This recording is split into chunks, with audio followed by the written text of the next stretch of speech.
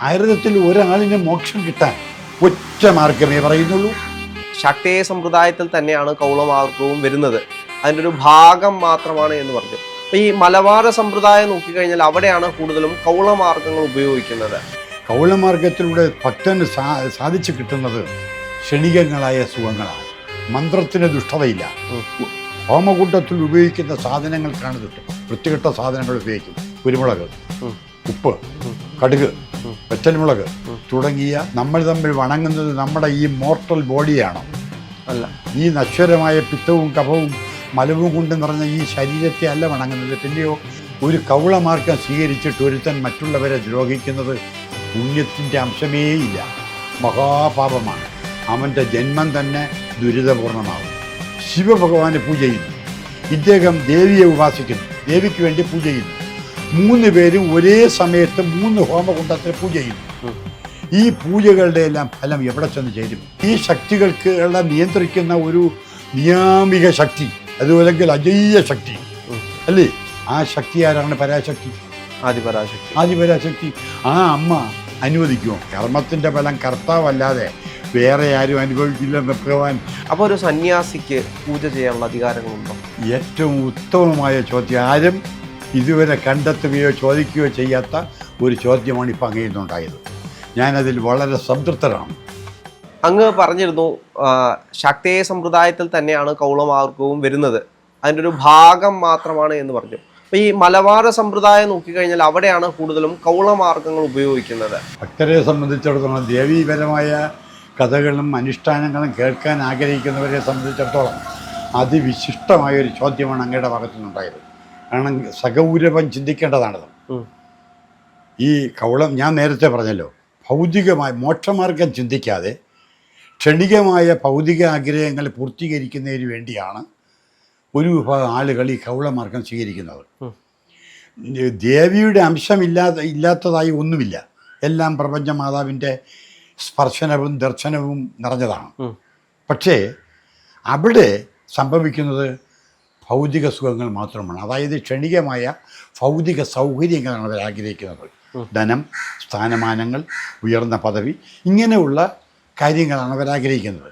അപ്പോൾ അതിന് തക്ക ദേവതയെ ആഗ്രഹിക്കണം, അതിന് തക്ക ദേവതയെ ഉപാസിക്കണം അല്ലേ? ഇപ്പം ഞാൻ ചോദിക്കട്ടെ, സരസ്വതി ദേവിയെ ഉപാസിക്കുന്നവന് ജ്ഞാനമാണ് ലഭിക്കുന്നത്. ഭാരതത്തിൽ ഒരാളിന് മോക്ഷം കിട്ടാൻ ഒറ്റ മാർഗമേ പറയുന്നുള്ളൂ. 1000 വഴികളിലൂടെ സഞ്ചരിച്ചാലും അങ്ങേക്കിപ്പം ഗുരുവായൂർ പോകണമെങ്കിൽ ഏത് റൂട്ടിൽ കൂടെയും പോകാമല്ലോ. കേരളത്തിൻ്റെ ഏത് ഭാഗത്തുനിന്നും ഗുരുവായൂരോ മൂകാംബികയിലോ എത്താമല്ലോ. അതുപോലെ അങ്ങയെ ദേവിയെ ഉപാസിക്കാൻ 100 കണക്കിന് മാർഗങ്ങളുണ്ട്. അതിൽ തമോ ഗുണപ്രധാനമായ, അതായത് ഗുണത്രയങ്ങളിൽ സത്വഗുണം, രജോ ഗുണം, തമോ ഗുണം. തമോ ഗുണം പാപമംഗലമാണ്, ഏറ്റവും അധമവുമാണ്. അപ്പം ആ തമോ ഗുണപ്രധാനമായ ഒരു കർമ്മമാണ് ഈ കൗളമാർഗം. കൗളമാർഗത്തിലൂടെ ഭക്തന് സാധിച്ചു കിട്ടുന്നത് ക്ഷണികങ്ങളായ സുഖങ്ങളാണ്. മാത്രമല്ല കൗളമാർഗം കൂടുതലും അങ്ങീ പറഞ്ഞ പോലെ മലബാർ സമ്പ്രദായത്തിൻ്റെ എന്ന് പറഞ്ഞാൽ അന്യരെ ഉപദ്രവിക്കാനാണ്. ഇപ്പം നമ്മൾ തമ്മിൽ ശത്രുക്കളാണ്, നമ്മൾ തമ്മിൽ സംസാരിക്കുന്നില്ല എന്നേ ഉള്ളൂ, നമ്മൾ തമ്മിൽ ആശയവിനിമയം ചെയ്യുന്നില്ല, കാര്യങ്ങളൊന്നും നടത്തുന്നില്ല. പക്ഷേ എനിക്ക് അങ്ങയുടെ പ്രതികാരമുണ്ട്. അതിന് ഞാൻ എന്ത് ചെയ്യും? ഒരു കൗളമാർഗത്തിലുള്ള ഒരുത്തനെ സമീപിക്കും, അവന് പണം കൊടുക്കും. അവൻ എന്ത് ചെയ്യും? അങ്ങയുടെ നാളും പേരും പറഞ്ഞ് ദുർമന്ത്രം ഉച്ചരിക്കുമ്പോൾ മന്ത്രത്തിന് ദുഷ്ടതയില്ല. ഹോമകുണ്ടത്തിൽ ഉപയോഗിക്കുന്ന സാധനങ്ങൾക്കാണ് വൃത്തികെട്ട സാധനങ്ങൾ ഉപയോഗിക്കും.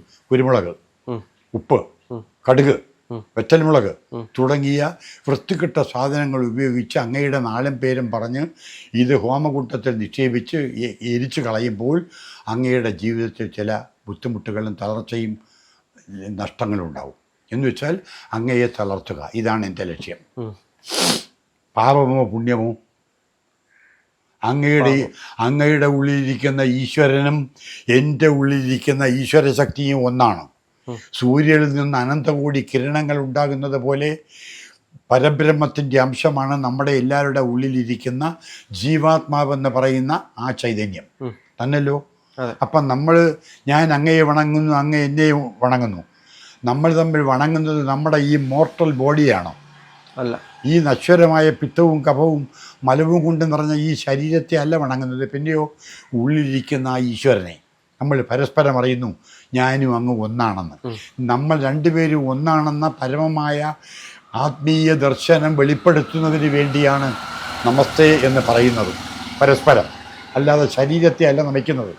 ഈ തത്വം നമ്മൾ കണക്കിലെടുക്കുമ്പോൾ ഒരു കൗളമാർഗം സ്വീകരിച്ചിട്ട് ഒരുത്തൻ മറ്റുള്ളവരെ ദ്രോഹിക്കുന്നത് പുണ്യത്തിൻ്റെ അംശമേയില്ല, മഹാപാപമാണ്. അവൻ്റെ ജന്മം തന്നെ ദുരിതപൂർണമാകും.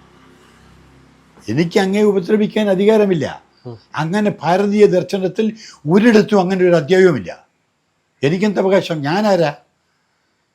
33 കോടി ദേവതകളും നമ്മെ അനുഗ്രഹിച്ചു നിൽക്കുമ്പോൾ ഒരേ തത്വത്തെ പിന്തുടരുമ്പോൾ ഞാൻ ചോദിക്കട്ടെ, ഇപ്പം അങ്ങ് വിഷ്ണു ഭഗവാൻ ഒരു പൂജ ചെയ്യുന്നു, അടുത്ത ഈ ഇരിക്കുന്ന അനുജൻ ശിവഭഗവാനെ പൂജ ചെയ്യുന്നു, ഇദ്ദേഹം ദേവിയെ ഉപാസിക്കുന്നു, ദേവിക്ക് വേണ്ടി പൂജ ചെയ്യുന്നു. 3 പേരും ഒരേ സമയത്ത് 3 ഹോമകുണ്ടത്തിൽ പൂജ ചെയ്യുന്നു. ഈ പൂജകളുടെ എല്ലാം ഫലം എവിടെ ചെന്ന് ചേരും? എവിടെയാ ഈ പൂജ? ഈ പറയുന്ന ഉപാസനാമൂർത്തികൾക്കൊക്കെ ഒരു തലപ്പത്തൊരാൾ കാണുമല്ലോ. പ്രധാനമന്ത്രി ഇരിക്കും പോലെ പ്രധാനമന്ത്രി വകുപ്പ് മന്ത്രിമാർക്ക് അധികാരങ്ങൾ വീതിച്ചു കൊടുത്ത് അവരെ കൊണ്ട് കർമ്മങ്ങൾ ചെയ്യിപ്പിക്കുന്നത് പോലെ, കേൾക്കുന്നുണ്ടോ? അതുപോലെ ഈ ശക്തികൾക്ക് നിയന്ത്രിക്കുന്ന ഒരു നിയാമിക ശക്തി, അതുപോലെങ്കിൽ അജയ്യ ശക്തി അല്ലേ? ആ ശക്തി ആരാണ്? പരാശക്തി, ആദിപരാശക്തി. ആ അമ്മ അനുവദിക്കുമോ? ചുമ്മാ എനിക്കിത്തിരി കാശും സൗകര്യം ഉണ്ടെന്ന് വിചാരിച്ചിട്ട് നിഷ്കളങ്കനായ നിങ്ങളെ ഉപദ്രവിക്കാൻ? ഒരിക്കലും ഇല്ല. അപ്പം ആ അമ്മ ആരെ ശിക്ഷിക്കും? ഇപ്പോൾ എൻ്റെ കർമ്മം മൂലം, ഞാൻ ചെയ്ത പാപകർമ്മം മൂലം താങ്കൾക്ക് ചില ബുദ്ധിമുട്ടുകൾ ഉണ്ടായി. എനിക്ക് കഴിവില്ലാത്തത് കൊണ്ട് കൗളമാർഗത്തിൽ സഞ്ചരിക്കുന്ന ഒരുവനെ ഞാൻ സമീപിച്ച് അവനെ കൊണ്ടൊരു തേർഡ് പേഴ്സണെ കൊണ്ടാണ് നിങ്ങൾക്ക് ഉപദ്രവം ഉണ്ടാക്കിയത് തന്നല്ലോ. അപ്പം എനിക്കെന്ത് കാര്യം നിങ്ങൾ ഉപദ്രവിക്കാൻ? ഞാനാരാ? അപ്പം ഞാൻ ചെയ്തത് തെറ്റോ ശരിയോ? തെറ്റ്, വലിയ തെറ്റെന്ന് പറഞ്ഞാൽ പോരാ, വലിയ പാപം.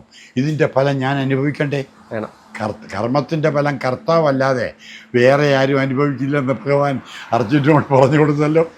കർമ്മണ്യേയും ആധികാരസ്ഥെ മാ ഫലേഷു കഥാചന മാ കർമ്മ ഫലകേതുർ പൂർമ്മ തേസംഗോസ്ത കർമ്മണി. ഗീതയിലെ വാക്യമാണ്, ശ്ലോകമാണ്. അർജുന, കർമ്മം ചെയ്യുന്നവൻ്റെ ഫലം കർത്താവല്ലാതെ മറ്റാരും അനുഭവിക്കുകയില്ല. എന്നാൽ ഇന്ന ഫലങ്ങൾ കിട്ടും എന്ന ധാരണയോടുകൂടി ഒരുവൻ കർമ്മം ചെയ്യുന്നത് ധർമ്മത്തിൽ പെടുന്നതല്ല. അതൊരു വളരെ അർത്ഥവ്യാപ്തിയുള്ളൊരു ശ്ലോകമാണ്. ഒരുവൻ ഇപ്പം ഇവിടുത്തെ ഈ വീട്ടുടമ എന്നെ ഒരു കർമ്മത്തെ ഒരു ജോലിക്ക് വിളിച്ചു, പൂജയ്ക്ക് എന്നെന്ന് വിചാരിക്കുക, സന്യാസി ആയതുകൊണ്ട് എന്നെ പൂജയ്ക്ക് വിളിച്ചു. രോഹിത് സാറിൻ്റെ വീട്ടിൽ ചെന്ന് പൂജ ചെയ്താൽ എനിക്കൊരു 25,000 രൂപ കിട്ടും എന്ന മോഹത്തോടു കൂടിയാണ് ഞാനിവിടെ വന്ന് പൂജ ചെയ്യുന്നെങ്കിൽ ആ പൂജയുടെ ഫലം പൂജ്യമായിരിക്കും. പൂജയുടെ ഫലം പൂജ്യം. കാരണം അതാണ് പല പോറ്റിമാരും വീടുകളിലും മറ്റും പൂജ ചെയ്യുമ്പോൾ അതിന് ഫലം കിട്ടാതിരിക്കുന്നത്. ഇതൊരു രഹസ്യമാണ്. ഭഗവാന്റെ നാവിൽ നിന്ന് 4 വരി അടങ്ങുന്ന ഒരു ശ്ലോകം പുറപ്പെടുമെന്ന് താങ്കൾ വിചാരിക്കുന്നുണ്ടോ? ഇല്ലല്ലോ. ഭഗവാന്റെ നാവിൽ നിന്ന് വരുന്ന ഒരു ശ്ലോകം, അതിനകത്തുള്ള അർത്ഥം അത് അർത്ഥം തന്നെയാണ്. അത് ജ്വലനാത്മകമാണ്, ചിന്തോദ്ദീപകമാണ് തന്നല്ലോ. അപ്പോൾ അതാണ് കർമ്മണ്യേ വാദ്യകാരത്തെ മാ ഫലേഷു കഥാചന. അർജുന, നീ ക്ഷത്രിയനെന്നുള്ള നിലയിൽ നിനക്ക് നിൻ്റേതായ ഒരു കർമ്മമുണ്ട്. എന്താ? ധർമ്മത്തിന് വേണ്ടി, ധർമ്മം നിലനിർത്താൻ വേണ്ടി യുദ്ധം ചെയ്യുക. ധർമ്മത്തിന് വേണ്ടി യുദ്ധം ചെയ്യുന്നത് ക്ഷത്രിയനെന്നുള്ള നിലയിൽ നിൻ്റെ കർമ്മമായിരിക്കെ അതിൻ്റെ റിസൾട്ട് എന്തായിരിക്കുമെന്ന് ചിന്തിക്കുന്നത് മൂഢത്തമാണ്. എന്തായിക്കോട്ടെ റിസൾട്ട്, വിധിക്കപ്പെട്ട കർമ്മം ചെയ്തേ പറ്റൂ. അതാണ് ഭഗവാൻ കൊടുക്കുന്ന നിർദ്ദേശം. എന്നാൽ ഭഗവാൻ അവിടെ ആ ശ്ലോകത്തിൽ തന്നെ ഒരു രഹസ്യം ഒളിച്ചു വച്ചിട്ടുണ്ട്. കർമ്മത്തിൻ്റെ ഫലം കർത്താവ് തന്നെ അനുഭവിക്കുമെന്ന്. ഗോതമ്പ് വിതച്ചാൽ നെൽമണി കൊയ്യാനാവില്ല, ഗോതമ്പ് മണികളെ കിട്ടൂ. അപ്പം ഏത് തരത്തിലുള്ള കർമ്മമാണോ ഒരു വ്യക്തി ചെയ്യുന്നത് അതനുസരിച്ചാണ് അവന് ഫലം. ഞാൻ അങ്ങയെ ഉപദ്രവിക്കാൻ വേണ്ടി ഒരു മാർഗിയെ സമീപിക്കുകയും അവന് പണം കൊടുത്ത് അവനെ കൊണ്ട് അങ്ങയെ ഉപദ്രവിക്കാൻ ഞാൻ കർമ്മം ചെയ്താൽ ഉറപ്പായിട്ട് അങ്ങ് അനുഭവിക്കുന്നതിൻ്റെ 9 ഇരട്ടി ദുരിതം ഞാൻ അനുഭവിക്കേണ്ടി വരും. It is A universal fact. ഇതൊരു പ്രപഞ്ച സത്യമാണ്. ഇത് മൂഢന്മാരായ ആളുകൾക്ക് ഇതറിയില്ല. ഇങ്ങനെ ദുഷ്കർമ്മങ്ങൾ ചെയ്യുന്നവർ നരകത്തിൽ പോകും. മാത്രമല്ല അവർക്കിതറിയില്ല. താൻ ചെയ്യുന്നത് തനിക്ക് വേണ്ടി തന്നെ താൻ വീഴാൻ വേണ്ടി ഇരിക്കുന്ന ഒരു വലിയ ഗർത്തമാണ് താൻ ഉണ്ടാക്കിക്കൊണ്ട് ഇരിക്കുന്നതെന്ന് ഇവൻ അറിയുന്നില്ല. സ്വാമി, എനിക്ക് അവിടെ ഒരു സംശയം എന്ന് പറയുന്നത്, ഈ സന്യാസിമാർക്ക് അങ്ങനെയാണെങ്കിൽ പൂജ ചെയ്യാനുള്ള അധികാരമുണ്ടോ? നമ്മൾ നോക്കിക്കഴിഞ്ഞാൽ ക്ഷേത്രത്തിൽ പൂജ ചെയ്യുന്ന ക്ഷേത്ര പൂജാരി അല്ലെങ്കിൽ തന്ത്രി ഇവരൊക്കെയാണ് പൂജ ചെയ്യുന്നത് സാധാരണ. അപ്പോൾ ഒരു സന്യാസിക്ക് പൂജ ചെയ്യാനുള്ള അധികാരങ്ങളുണ്ടോ? ഏറ്റവും ഉത്തമമായ ചോദ്യം. ആരും ഇതുവരെ കണ്ടെത്തുകയോ ചോദിക്കുകയോ ചെയ്യാത്ത ഒരു ചോദ്യമാണ് ഇപ്പം അങ്ങയിൽ നിന്നുണ്ടായത്. ഞാനതിൽ വളരെ സംതൃപ്തനാണ്. വിഷ്ണു ഭഗവാന്റെ അഭ്യർത്ഥന പ്രകാരം ദേവാദിദേവനായ മഹാദേവൻ 3 കോടി മന്ത്രങ്ങളാണ് സൃഷ്ടിച്ചിട്ടുള്ളത്. 7 കോടി എന്ന അഭിപ്രായമുണ്ട്. അത് എല്ലാത്തിനും ചില തർക്കങ്ങൾ കാണുമല്ലോ. 3 കോടി മന്ത്രങ്ങൾ സൃഷ്ടിച്ചിട്ട് ഭഗവാൻ 2ആയി അതിനെ വിഭജിച്ചിട്ടുണ്ട്. മാന്ത്രികവും താന്ത്രികവും. താന്ത്രികമാണ് അങ്ങ് ഈ പറഞ്ഞ ക്ഷേത്ര പൂജാദികളെല്ലാം. തന്ത്രമെന്ന വാക്കിൽ തന്നെ ഒരു അല്പം കുഴപ്പമുണ്ടെന്ന ഒരു ധ്വനിയുണ്ടല്ലോ അതിനകത്ത്. ആള് തന്ത്രം പ്രയോഗിച്ചു എന്ന് പറഞ്ഞാൽ തെറ്റായ മാർഗം അവലംബിച്ചു എന്നല്ലേ അർത്ഥം? അതെ, അങ്ങനെ ഒരു അർത്ഥം കൂടി അതിനകത്തുണ്ടല്ലോ. ക്ഷേത്ര പൂജാദികളും ആവാഹനവും ഉദ്വസിക്കലും തുടങ്ങി അതുപോലെ വെട്ടിയിറക്കലും ഒക്കെ പറയുമല്ലോ അങ്ങനെ. അങ്ങനെയുള്ള അബാധ ഒഴിപ്പിക്കലും തുടങ്ങിയതെല്ലാം ഉള്ളത് താന്ത്രികത്തിലാണ്. ഭഗവാൻ 2ആയി താന്ത്രികമെന്നും മാന്ത്രികമെന്നും തിരിച്ചിട്ട് മാന്ത്രികമാർക്ക് വേണ്ടി മാത്രമാക്കി മാറ്റിവെച്ചു. സന്യാസിമാർക്ക് മാത്രം. സന്യാസിമാർക്ക് മാറ്റിവെച്ചത് മാന്ത്രികത്തിൽ എന്തില്ല?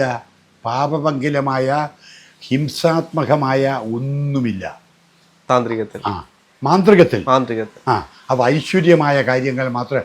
അതല്ലേ സന്യാസിമാർ യാഗം ചെയ്യുന്നത്. ഭാരതത്തിൽ യാഗം ചെയ്യാൻ അവകാശം സന്യാസിമാർക്കേ ഉള്ളൂ. വേറെ പലരും വേഷം കെട്ടിയിറങ്ങുന്നത് പൈസ ഉണ്ടാക്കാനാണെന്ന് നമുക്ക് പറയേണ്ടി വരും. ഈ പറഞ്ഞ ദുർശക്തികളെയും ബാധോപദ്രവങ്ങളെയും ദോഷങ്ങളെയും എല്ലാം അകറ്റുന്നതിന് വേണ്ടിയാണ് താന്ത്രികം. കൂടുതൽ ക്ഷേത്രപൂജകളെല്ലാം അതുമായി ബന്ധപ്പെട്ടതാണ്. മന്ത്രത്തിന് വ്യത്യാസമില്ല. ഇപ്പം സുദർശന മന്ത്രം അങ്ങ് ചൊല്ലുന്നത് ഞാൻ ചൊല്ലുന്നത് മന്ത്രം അത് തന്നെ. ഹോമകുണ്ഡത്തിൽ ഉപയോഗിക്കുന്ന വസ്തുക്കൾ ഞാൻ നേരത്തെ പറഞ്ഞല്ലോ, അതനുസരിച്ചാണ് ഇതിൻ്റെ റിസൾട്ട് കിട്ടുന്നത്.